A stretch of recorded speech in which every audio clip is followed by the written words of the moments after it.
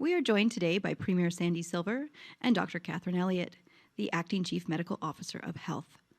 Closed captioning is provided by National Closed Captioning. Thank you to Mary Thiessen for providing our ASL interpretation and to André Boussier for providing our French translation. Following the remarks from our speakers, we will go to the media present in the room and then on the phone lines for a round of questions. I will call you by name and you will each have 2 questions. Before we begin with our speakers, I would like to verify that everyone can hear us. If any of the reporters are having problems, please email ecoinfo@yukon.ca. I will now hand it over to Premier Sandy Silver. Thanks, Renee. Appreciate that. And good morning, everybody, and thank you for joining us here. I'm glad to be here with Dr. Catherine Elliott on the traditional territory of the Kwantlen First Nation and the Ta'an-Kwachin Council. Since Friday, November the 5th, we have confirmed more than 115 cases of COVID. Our active case count is over 150. We also have widespread and untraceable community transmission in Whitehorse. This means there is a high risk of COVID-19 exposure throughout the city and increased risk in our rural communities as well. To respond to this unprecedented spike in cases and increased risk of transmission, our government has declared a state of emergency under the Civil Emergency Measures Act.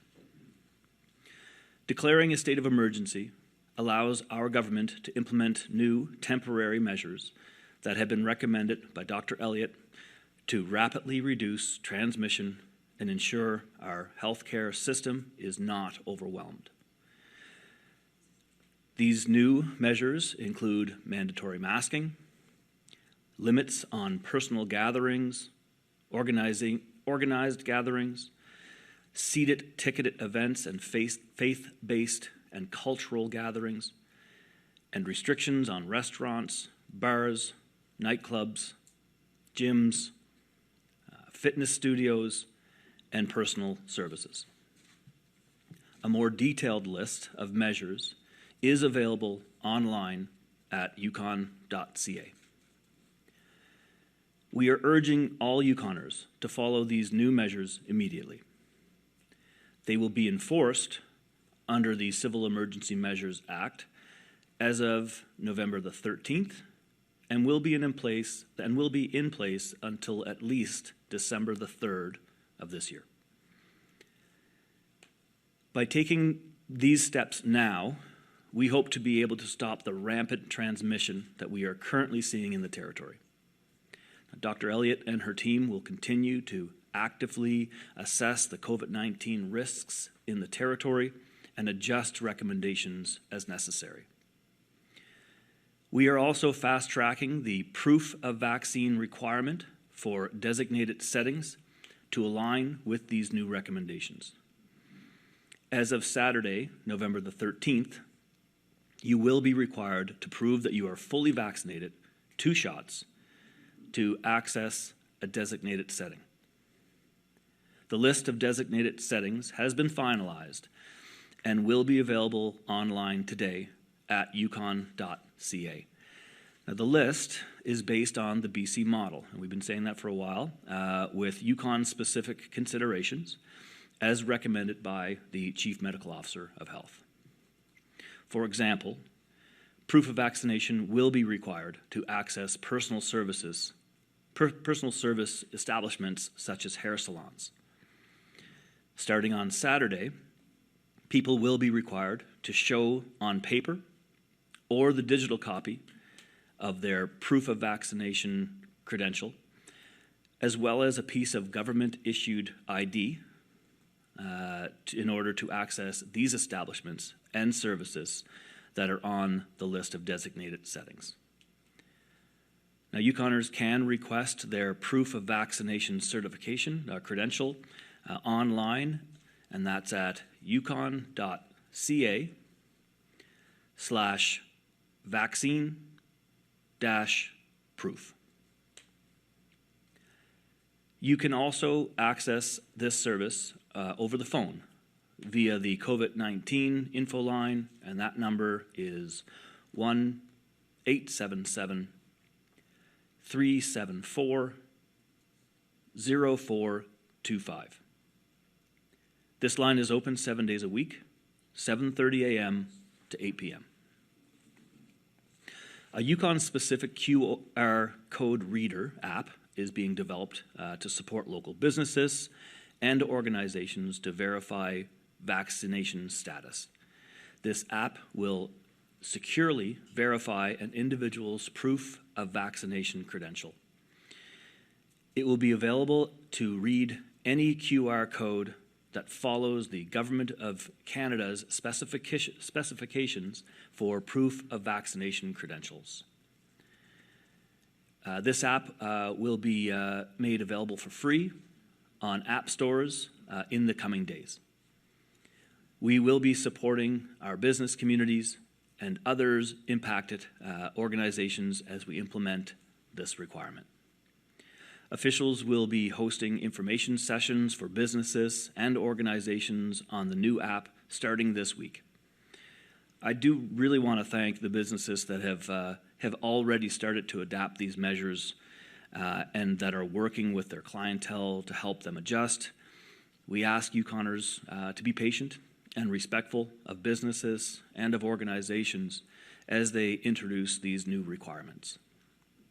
Please remember that these measures are designed to protect public health and to keep us safe. I also want to provide additional information about the new vaccine requirements for employment that we announced last month. This requirement will apply to all territorial government employees, including teachers and all frontline healthcare workers. It'll also apply to volunteers, including firefighters, volunteer firefighters, and emergency medical services, to volunteers in government, education, in healthcare settings, and consultations and contractors who routinely work in Yukon government workplaces and environments. As we announced last week, employees will be required to have their first dose of vaccine no later than November the 30th, and their second dose no later than January 30th. This will ensure that employees and frontline healthcare workers that have not yet been immunized have enough time to receive both doses of vaccination before the new requirements come into force. We recognize that there is a very small number of people who are eligible for vaccination but cannot do so for specific medical reasons. These individuals will be accommodated.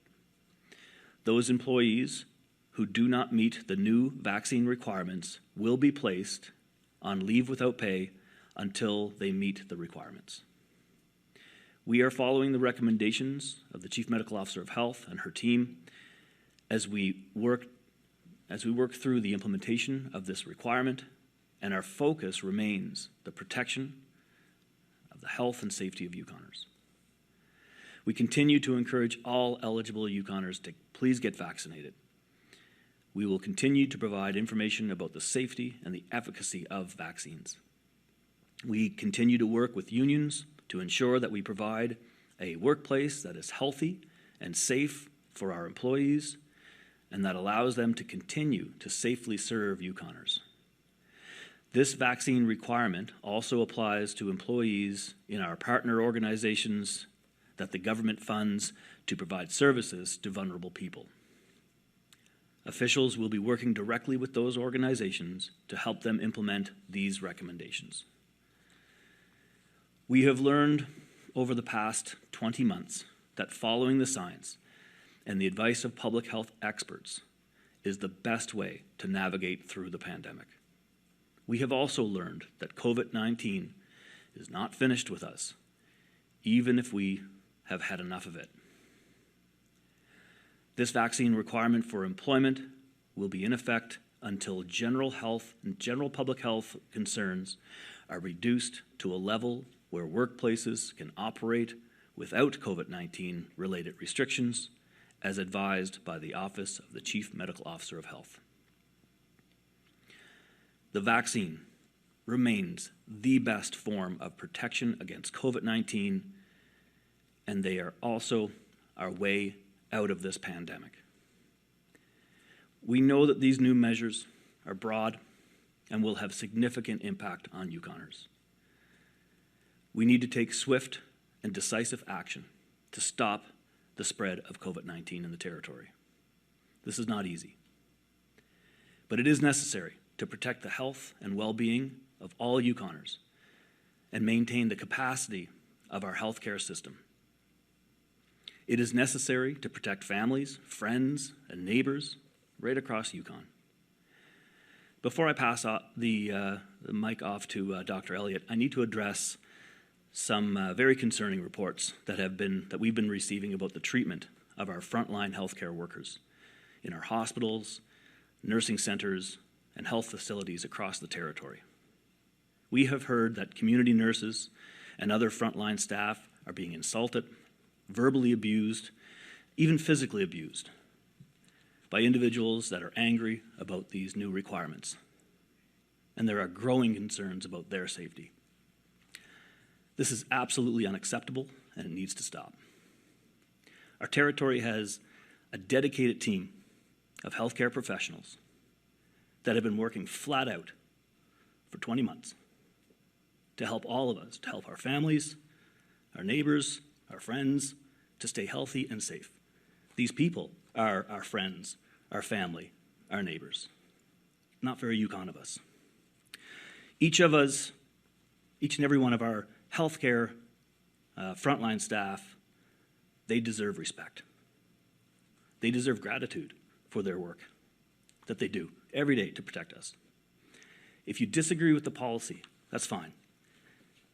Take that up with me.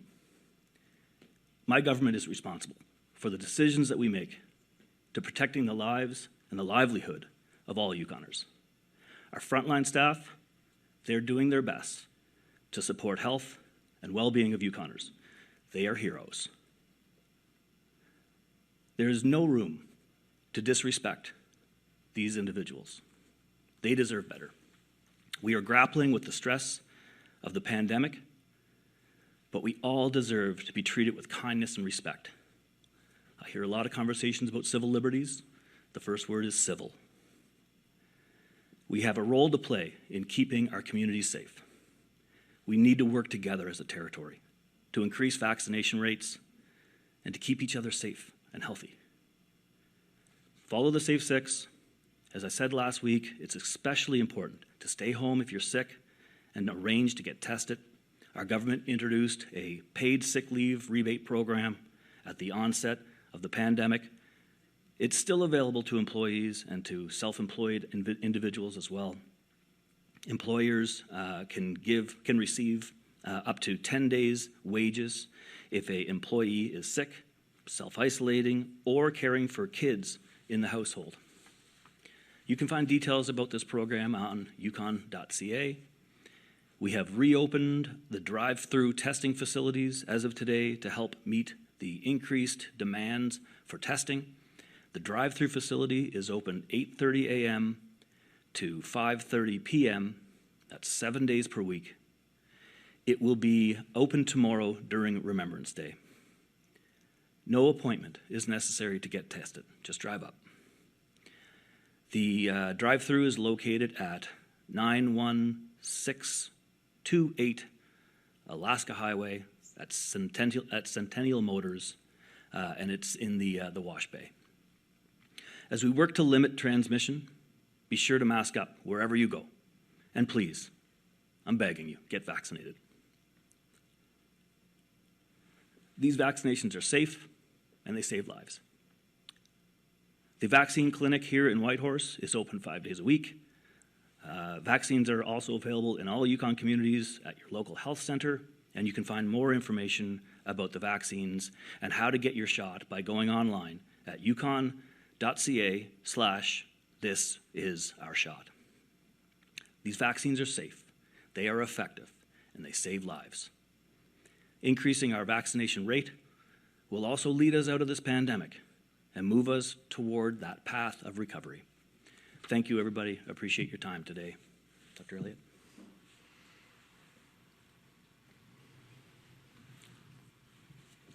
Thank you, Premier Silver.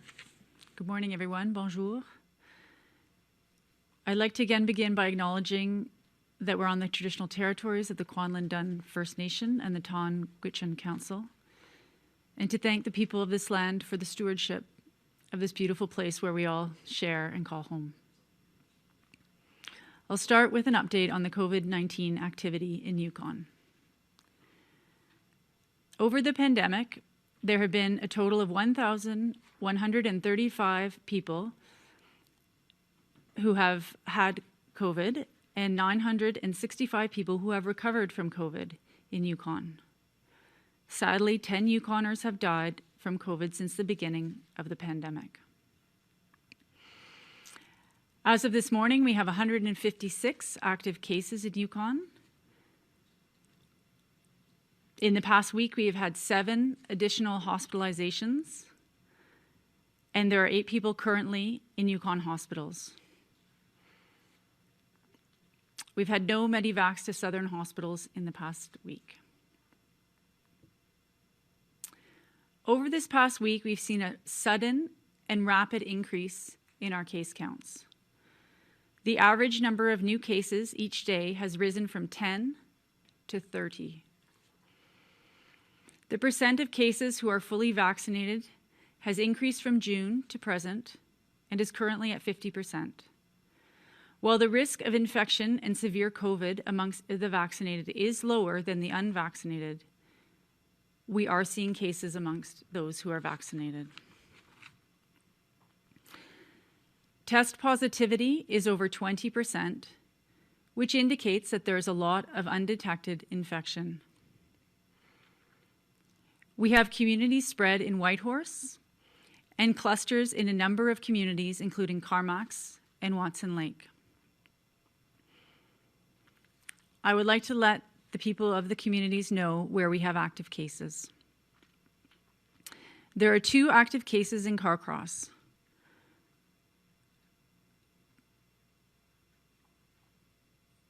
I do want to add here that these numbers reflect people's residential address, and so please don't go around trying to figure out who's who unless you're there to support them. And also know that residential address does not necessarily mean people are in those places. So here we go again. Case locations. 2 active cases in Carcross, 22 active cases in Carmacks, 2 active cases in Dawson City, 2 in Haines Junction, 1 in Mayo, 1 in Pelly Crossing, 14 cases in Watson Lake, and 108 active cases in Whitehorse. This fall, the Delta variant has changed the picture. This virus is more transmissible. It causes severe COVID in younger adults that is more severe than we saw in previous strains. This is different, and it puts our healthcare system at risk. We are seeing a higher proportion of cases amongst those who are fully vaccinated. Many of our population benefited from the early vaccination program here. This means that now it has been a while since people have had their second doses, and it makes sense that their immunity is dipping. What we know from the science is that this waning occurs first in those who are older. These older people are also more at risk for severe COVID. At this time in Yukon, we have a high burden of disease, so people are exposed to more virus. This also contributes to the rates of infection amongst those who are vaccinated. And this is why we have started a vaccine booster program for those who are 50 and older. There will be more opportunities for boosters and expanded recommendations, so please get your booster when your turn comes. Boosters are given when it's more than 6 months since a person's second dose. This is a challenging time. We are seeing more COVID infections and more severe COVID than any of us had hoped we would see. Our healthcare system is strained, but not overwhelmed. This is why we need to take action now. In response to this very serious situation, I have recommended that the government make time-limited measures. The situation is serious, and significant measures are needed. These measures are needed to curb transmission and prevent a worse toll of serious COVID and protect our healthcare system. These measures will take about 2 weeks to make a difference and bend the curve. If we follow them, if we do the right thing. We need to do it now and do it well to avoid healthcare overwhelm. Our team has been monitoring the COVID situation, and this is why we are requesting this now. We will continue to monitor and will recommend that we remove these measures as soon as it is safe to do so. These measures are needed to protect our healthcare workers. Our healthcare practitioners are working round the clock. Many of these are the same people who have been working tirelessly for the past 20 months of this pandemic. I want to recognize and to thank all of our wonderful nurses, physicians, pharmacists, healthcare practitioners, support staff for their dedication and professional caring over these past weeks and months. I am disheartened to hear that some people have been lashing out with unkind words and actions towards our healthcare staff. This is unacceptable. These are the people who are caring for us. These are the contact tracers, our immunizers, our testers, our nurses, our pharmacists, our lab technicians, all the people who keep the healthcare system running across the territory. These are the people who are working tirelessly to support Yukoners and their families, to support all of us, who are working late nights, over weekends, early in the morning, missing time with their own families. And they're doing this to support ours. To all of these people, I thank you. Your incredible work and dedication has not gone unnoticed, and we could not do this without you.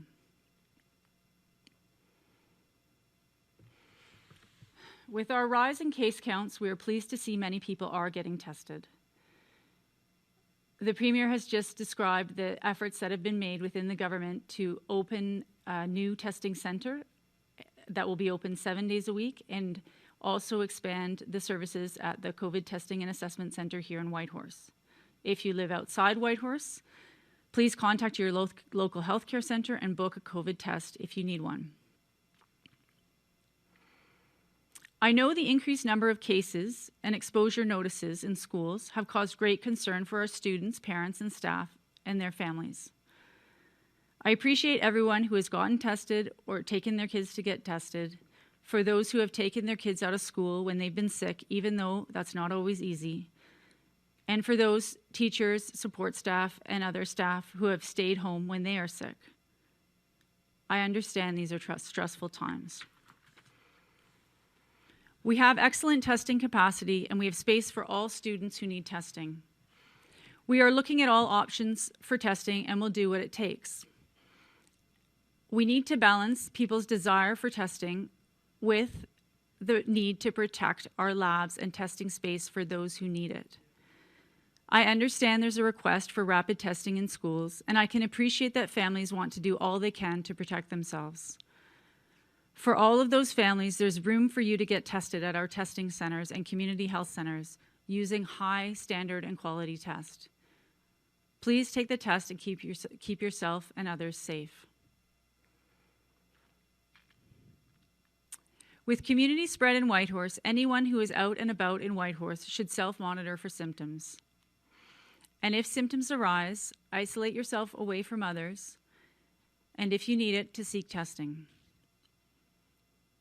For Whitehorse, we will now focus our contact tracing efforts on those people who are most at risk and those who are not eligible to be vaccinated. If you have children in schools or daycares, you can be confident that we will continue to notify parents and caregivers and then post exposures in these settings on yukon.ca. We will also post information about outbreaks. Given that we have community-level transmission in Whitehorse, we are now no longer issuing exposure notices for other settings, as we consider all community activities to be a potential source of transmission. Flight exposures will continue until November 15th, 2021, at which point they will discontinue as the Public Health Agency of Canada is also ending its COVID-19 flight exposure reporting.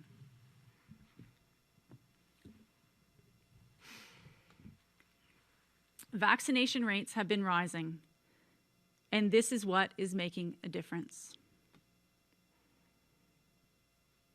We now have more than 90% of those 12 and above with first doses and 86% with second doses.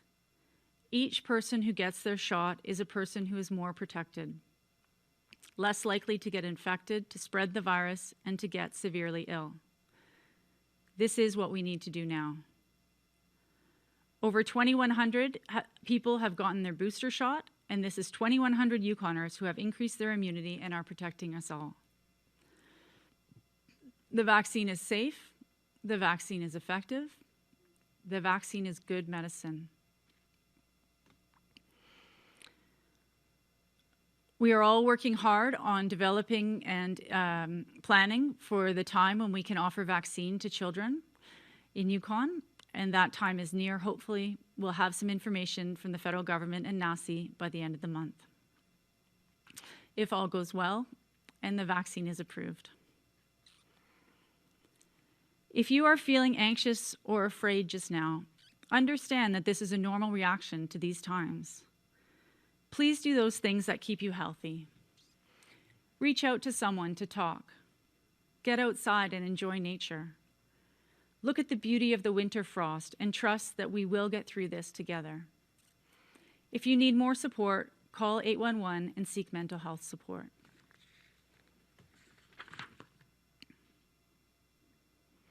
I want to acknowledge that Monday was a day to honor our First Nations, Inuit, and Métis veterans, and a time to acknowledge the suffering that many felt due to the policies of the time.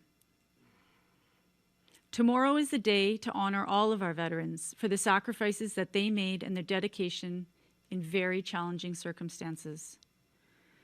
We can learn from their strength and courage, and find the strength and courage we need now to do what we need to do.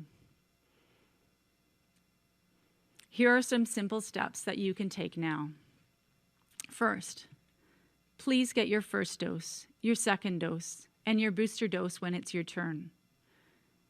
If you know someone who's not confident about getting their shot, then please listen kindly to their concerns and help them get the information that they need from their healthcare provider, from 811, or from yukon.ca. These people will also need special protection. They're more vulnerable. So please take care to protect these people from getting infected. Second, please follow the measures to keep us all safe. Wear a mask, keep your safe distance, keep your group sizes small, and bring your proof of vaccination when you are out and about. Take special care with our elders and seniors, those who are immunocompromised, and those who are not vaccinated. We need to wrap the blankets of protection around these people now. Third, get your flu shot, because it stops transmission of flu. It protects those people who are most vulnerable, those elders, those with chronic disease, and those who are pregnant. Fourth, as you make your plans for the coming holidays, plan for small gatherings and gather with those who are vaccinated. With the measures we have now, we hope that we will be able to reduce the measures by the time the winter holidays come. Nonetheless, we will still be in a pandemic, and we will need to be cautious. Please do these things with grace and with kindness, and knowing that you are helping yourself, your loved ones, and particularly helping everyone who may need health care over the coming weeks. Shonitan, Gunalchish, Masicho, thank you, merci. Thank you, Premier Silver, and thank you, Dr. Elliott. We will now move on to the question and answer session with media.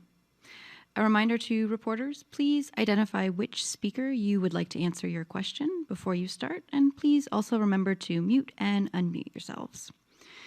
As there are no reporters in the room, we will go to the phone lines. And we will start with Dirk at the Canadian Press. Hi, this is for the Premier. Can you elaborate a bit more on how you think how Whitehorse got to this situation where you're now declaring a state of emergency?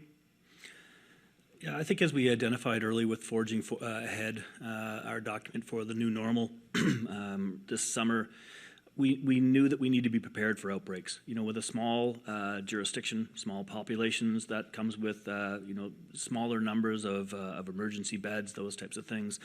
So we also knew when we led Canada back early summer in vaccinations, and we saw an outbreak at that time as well. We knew that with pockets of the community, with even having large rates of vaccination, we're still going to have areas, demographics that are low in those vaccines, in vaccination. So being able to predict when it's going to happen is not something that any jurisdiction can do, but being prepared for the inevitable is something that we put a lot of time and energy into. So over the weekend, seeing numbers increase, and it was a long weekend, that's for sure, of efforts with everybody. But knowing that this was the inevitability really helped. The professionalism of our health and social services departments and teams, and the Chief Medical Officer of Health and her team, allows us to move very, very quickly when these types of outbreaks exist. Do you have a follow-up, Dirk? Yes, I'd like to ask Dr. Elliott if she could also elaborate a bit more on the vaccine. And you're suggesting that it's waning for people who have been double vaxxed? There are a number of reasons people who have had 2 doses of vaccine are getting ill and getting infected. The most important thing to know is that the vaccine reduces your risk of infection, and it reduces the risk of severe illness and death should you become infected. What we are seeing now in terms of these infections has to do with a number of factors. One of the factors is that we have more COVID circulating in the community, and therefore we are all more exposed to COVID than we've been in the past. The highest exposures occur in close quarters with high respiration rates. So if people are breathing quickly, it's the time to have more space. Another contributor is, for many people, it's been a long time since they had their second dose. It is normal for vaccine immunity to wane over time, and many people know that children, for example, have 5 different times when they get various vaccines up to kindergarten. This is to boost the immune system. This is the medicine that teaches our immune system to react quickly and effectively should we become infected. Because we are seeing that there's some waning in this immunity, and that is what it looks like at this point, to the best of our knowledge, in addition to the fact that we're all exposed a little bit more, we are offering boosters to those who are 50 and older who are most at risk of severe disease, and we're among those who were first vaccinated. This is something that's occurring across Canada, and we're watching closely, and we will move and increase the vaccine booster program when the time is right. I'm urging everyone to get their booster dose if you're eligible and when it's your turn. Thank you. Thank you. We'll now move to John at CKRW. Hi. My question is directed towards Dr. Elliott. It was mentioned that rapid testing would be explored for schools. I just want to know what goes into that exploration. What exactly is your office doing to figure out whether or not rapid testing should be put into schools? Thank you for this question. I know many parents and teachers and students are concerned about COVID-19 in schools. And I know one of the tools that people are asking for is rapid testing. The first thing I need to say is we do use rapid testing in Yukon. We have the rapid PCR testing, which is the Abbott ID Now, which is used throughout Yukon, where and when it is necessary in order to help people have a rapid result. We also have gold standard testing at the Whitehorse General Hospital, is where the lab that conducts the testing with swabbing and sample collection all over the Yukon, as well as at the BC CDC. I must admit I've had to ask myself, why would people want a lower quality test when we have such a strong and high quality testing system? As a human, as a parent, I understand that we want answers, and we want to be sure that we're keeping everybody safe. As a doctor, I too want to be sure that we're keeping everybody safe as best we can. We are looking at rapid testing. It's been used in many rapid home testing, I think is what's being asked. It's being used throughout Canada in various places to greater or lesser extent. We have used rapid antigen testing in times of very high prevalence where we need to test a lot of people quickly and we don't have the capacity to have those appointments available. The other thing is that Health Canada is working rapidly to license home testing throughout Canada, and we are optimistic that these sort of test kits will be offered not just wherever we can get anything, but also in our own pharmacies here in the near future. Because of the demand and the concern, we're looking at what the role might be of home testing in Yukon. And so this is what we are looking at this point in terms of, will people still stay on isolation if they test negative? These are the questions for you. If you test negative in the morning, will you still isolate all day? Because you might be infected, but the virus might be low. It might increase at noon or at 6 p.m. when you're out and about. Will you still isolate? If you have a rapid test, will you do a proper sample?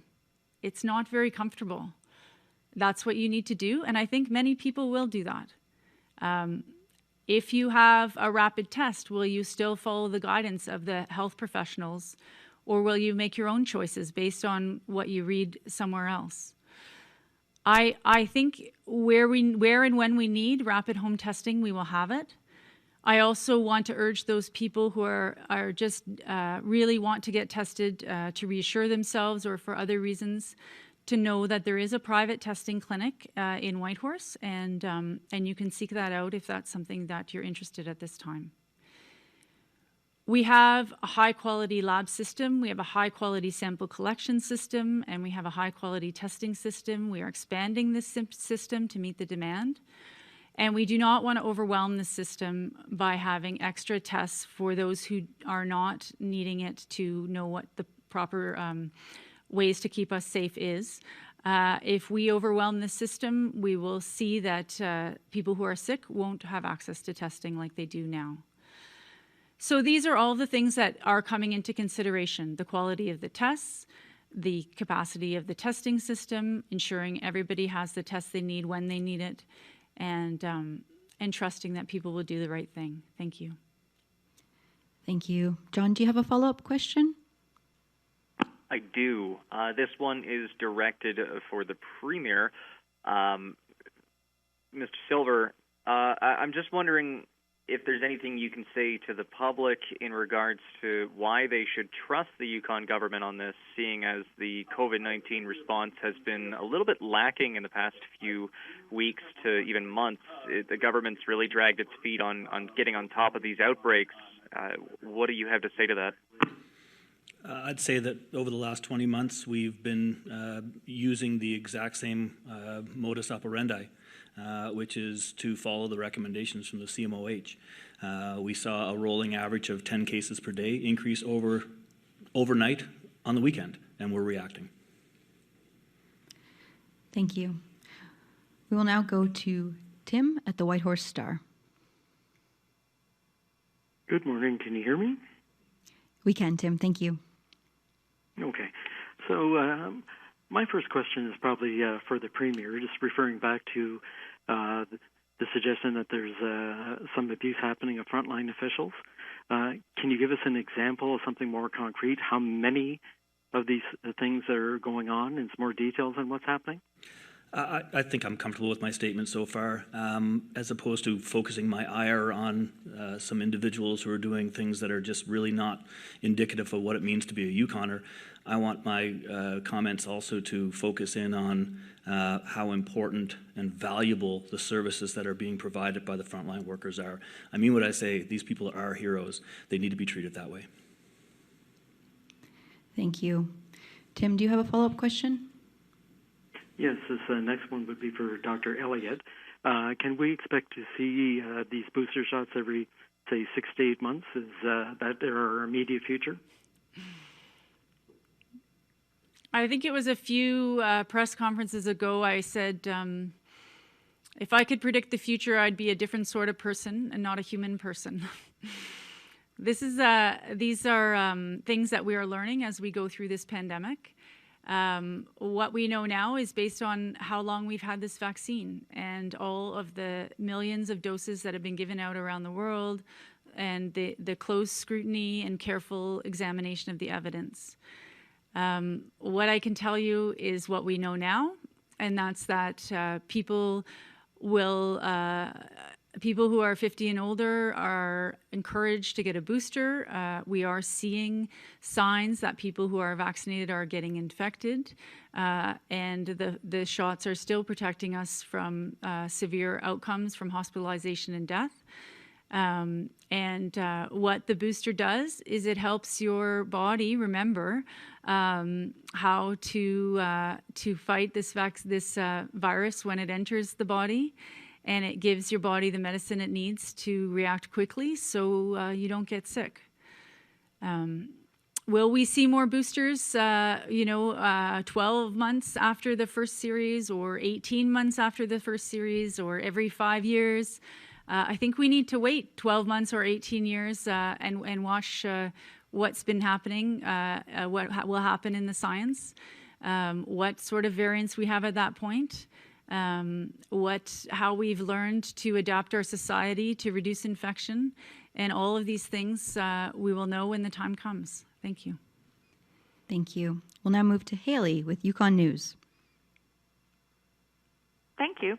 My first question would be for Dr. Elliott. I know when it comes to the different mandates and decisions, it's a balancing act between personal freedoms and health. I think a lot of people are feeling a little scared maybe of the recent spike in cases. And I was wondering if you could explain sort of how we went from very few restrictions to a state of emergency. Did you consider implementing some lighter restrictions before we got to this point? Why or why not? That kind of thing.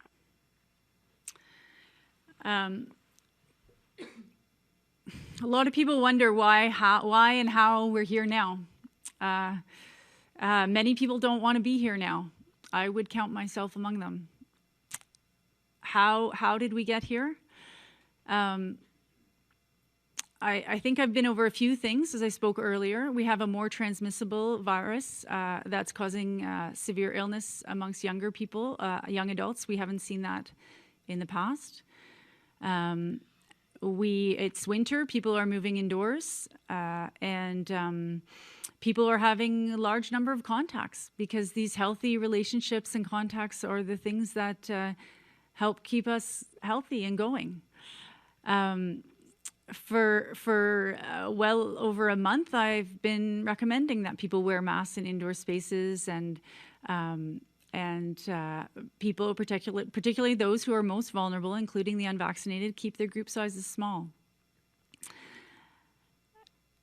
Here in Yukon, and if you look across the country, in many places across the country, there's been a sudden and rapid increase over a very short period of time. And now is the time to act. And this is why we need the legal lever on top of the recommendation at this time. Thank you. Thank you. Haley, do you have a follow-up question? I do. Yeah, my second question was about that testing availability. And I was wondering if you can give us an idea of what the turnaround time is for tests right now, and whether we should be concerned about our testing capacity being overwhelmed. So I do follow the turnaround time for testing. I don't actually have today's number in front of me right now. It has been sticking pretty closely around that 36 to 48 hour mark. We are not concerned about our testing capacity at this point. We are expanding our testing capacity to meet the need that exists. We are watching it closely. We will continue to do that and to get the tests that people need when they need it. Thank you. Thank you. We'll now move to John, Yukon Sports Report. Hi, my question is for Dr. Elliott. So as part of the state of emergency, activities between schools are suspended until further notice, which is notably all the high school volleyball this semester and then basketball next semester. And I mean, obviously, I think it's come up before in the past, but people are sort of questioning why the school sports are being suspended, but, you know, club sports and recreational sports are being allowed to continue. Can you just sort of elaborate maybe on what the distinction is being made there? Mm-hmm. Yeah, thank you. School sports are a really important part of health and well-being in schools, and they're something that many young people train for, work hard for, and look forward to. And there are a lot of positive physical and mental health benefits of school sports. The recommendation to suspend sports between schools is a short-lived temporary measure that we are using to reduce group sizes and contact sizes and mixing in our community. And this is a short-lived measure. Young people are still encouraged strongly to train, to work hard with their teammates, to play scrimmages and among games within their schools. I think many of them will know that the Olympic athletes that went to the Olympics in Japan this summer, many of them trained at home and saw their coaches through Zoom. And struggled in some of the same ways that you will struggle now for this short-lived time. I'm hoping that we'll be able to get these things back and going as soon as possible, and we'll keep monitoring and working on it. The question about other activities that are not suspended, I think people will find that there are. We've done the best we can to keep things going while reducing the risk. And for many sports and clubs, this means proof of vaccination. Either they've opted for themselves or because of the age of the participants, they will need to do this. And we've also recommended a number of other measures in terms of group sizes, capacity limits, and other things to keep those things going. It really is a balance, and I'm sure any of us, if we stay up late at night and look in all the weeds and nitty-gritty, can find inconsistencies, and that's true in all areas of life. The important thing now is to do what we need to do to keep our group sizes small, keep our contacts few, keep ourselves safe, wear your mask, keep your distance, get your vaccine, and put that blanket around those who are most vulnerable, including the elders and seniors, immunocompromised, and those who are not vaccinated. Thank you. Thank you. John, do you have a follow-up question? No, I don't. Thanks very much. Thank you, John. We'll now move to Vincent at Radio-Canada. Oui, bonjour. Dr. Elliott, une question en français, s'il vous plaît. Ce sont les mesures mises en place les plus restrictives, du moins pour les rassemblements personnels, depuis le début de la pandémie, malgré un taux de vaccination très haut. Pouvez-vous expliquer comment on en est arrivé là, selon vous, et qu'est-ce qui vous a poussé à mettre en place ces restrictions? So, Dr. Elliott, can you please tell us in French why we are now in some of the most restrictive measures that we have seen in a few months, and what measures are being taken right now to make sure that we can have a way out of this situation? Merci pour la question. Ce qui est arrivé la semaine passée, c'est que le taux de cas et le agrandissement du nombre de cas, les deux sont sont plus hauts maintenant qu'ils seraient il y a une semaine. Les cas sont été dits par jour il y a une semaine et sont 30 maintenant. La positivité des tests, c'est 20 maintenant. Les deux choses ensemble indiquent qu'il y a beaucoup d'infections. Il y a beaucoup d'infections qu'on n'a pas détectées.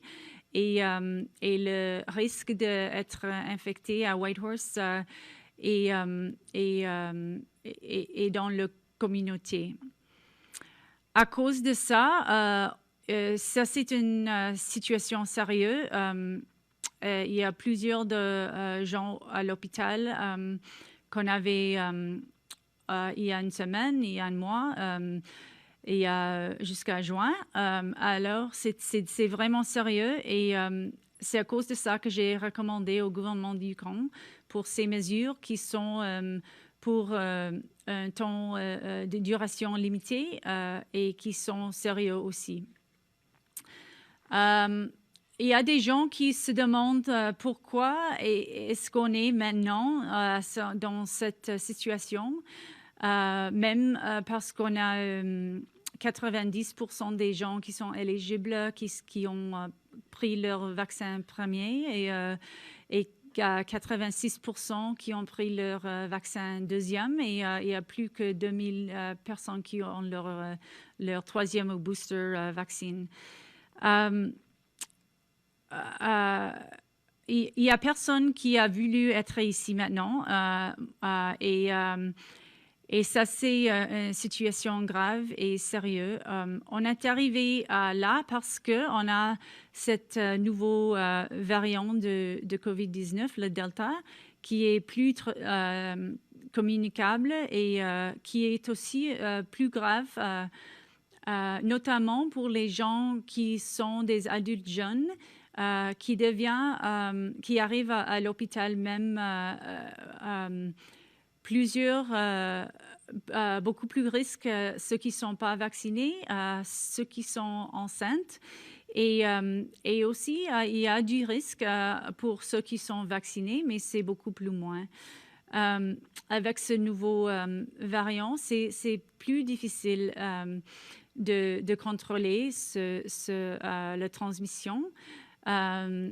C'est avec un virus qui a le R de 5, c'est à peu près ça pour le COVID-19. Il faut avoir plusieurs du monde dans la population qui ont l'immunité pour arrêter la transmission de l'un à l'autre. Au futur, on voit que on va avoir plusieurs de gens qui ont leur vaccin premier et le deuxième, qui ont leur booster et on verra peut-être même au fin du mois qu'on va avoir les vaccins pour les jeunes qui sont moins de 11 ans et ça devient un temps où on peut leur protéger aussi. C'est toutes ces choses qu'il faut faire et on est préparé à faire ça pendant les mois, les jours, les semaines, les mois prochains. Et maintenant, on utilise les outils qu'on a et ça, c'est les outils pour qu'on arrive à avoir moins de contacts pour chaque personne et qui protègent ceux qui sont plus vulnérables pour les maladies graves. Ça, c'est ceux qui sont plus âgés, ceux qui ont les maladies chroniques et les gens qui ne sont pas vaccinés. Merci. Thank you. Une autre question, Vincent? Oui, merci. Juste encore, Dr. Elliott, pour répondre aux inquiétudes des parents, est-ce que vous pouvez nous dire ce que vous pensez, répéter ce que vous avez dit en anglais, sur les tests rapides mis en place dans les écoles? So, Dr. Elliott, to answer the concerns of parents, can you please repeat in French what you have said about the rapid testing for the schools?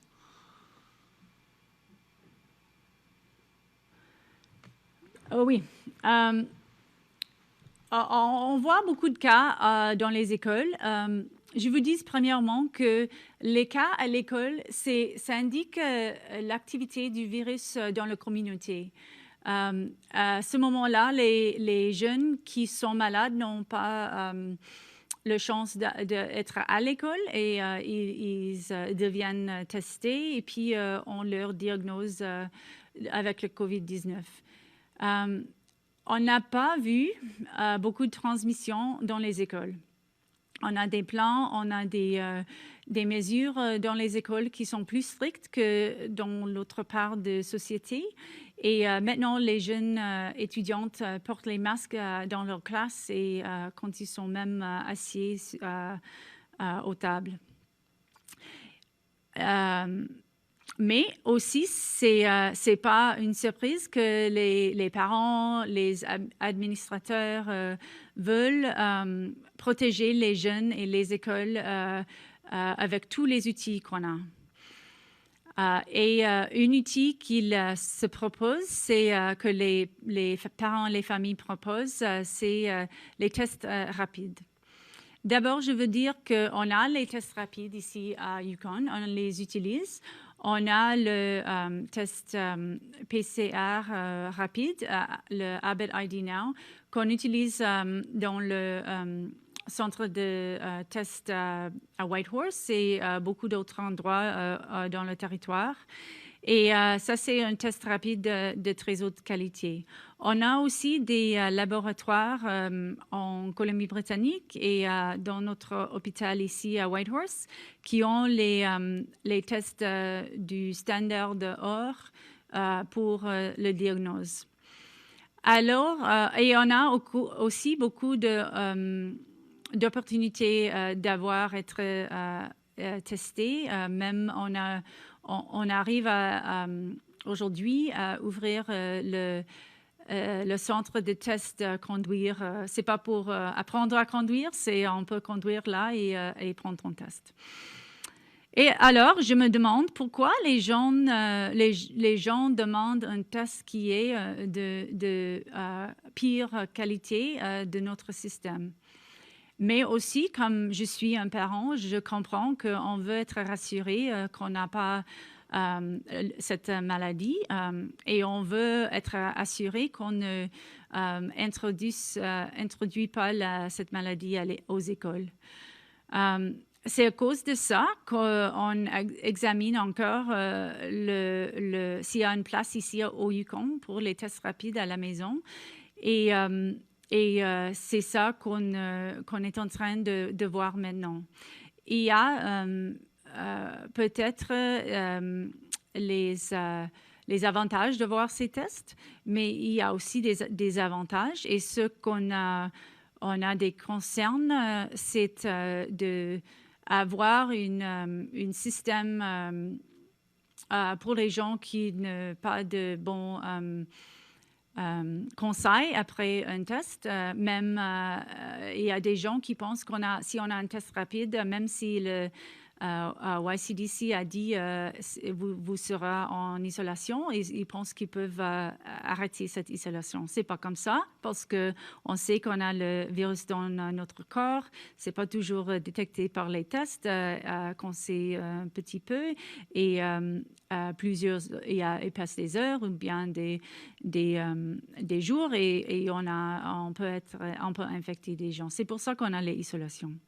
Alors, l'autre concern, c'est les laboratoires peuvent être pas capables de faire les tests qui sont plus importants. C'est ces choses que le demande et aussi ces risques qu'on examine maintenant et on arrive à une solution. Merci. Merci. We'll now move to the final reporter we have on the line here, Anna at CBC. Thank you. So my first question is for Premier Sandy Silver.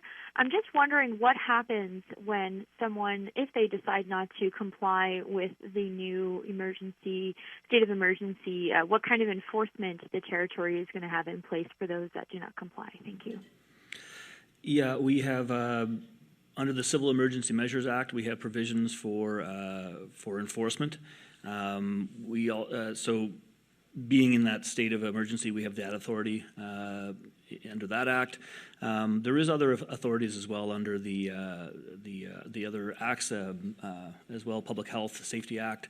But yes, we are now standing up, almost similar if you're paying attention to what we were doing this summer in the previous year when we had SEMA enforcement officers out. We've taken folks that are certified from Energy, Mines and Resources, our Department of Liquor Department as well. So it'll be the same model where we have those individuals that have substantive roles doing the enforcement. But again, there's two different acts in which restrictions could be adhered to. Thank you. Anna, do you have another question? I do, yeah. This question is for Dr. Elliott. So the list of designated areas came out this morning, and on that list it says that proof of vaccination is not acquired for essential services like healthcare, grocery stores, banks, etc. So how did your department or you personally come up with the recommendations of which areas you need to show proof of vaccination and which ones you do not? Thank you.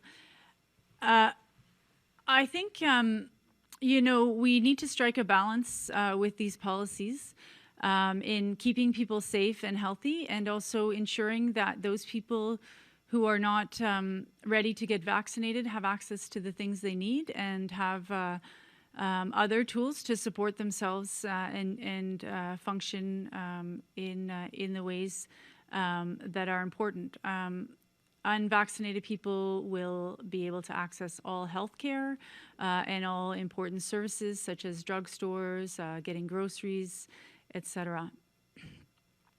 Nonetheless, it is still also important that we reduce the risks for everybody, including those unvaccinated people, by reducing the capacity of the virus to spread throughout our society, and therefore there are some areas where proof of vaccination will be required. These include restaurants, certain non-essential types of retail, and other places. These are the considerations that we've made. So, for example, people need to access a daycare, and they have to walk through a place where proof of vaccination is required to access that daycare. Provisions will be made for these things.